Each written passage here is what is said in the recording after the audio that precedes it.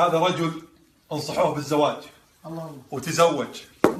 وأنشد يقول بالتعدد طبعا. الثانية أنشد يقول إيه الثانية؟ أنشد يقول: تزوجت اثنتين لفرط جهلي بما يشقى به زوج اثنتين، فقلت أصير بينهما خروفا أنعم بين أكرم نعجتين، فصرت كنعجة تضحي وتمسي تداول بين أخبث ذئبتين، رضا هالي يهيج سخط هالي فما أعرى من إحدى السخطتين، لهذه ليلة ولتلك أخرى عتاب دائم في الليلتين، فإن أحببت أن تبقى كريما من الخيرات مملوء اليدين، وتدرك ملك ذي يزن وعمر وذي جدل وملك الحارثين وملك المنذرين وذي نواس وتبع القديم وذي رعين، تعش عزبا تعش عزبا تعش عزبا،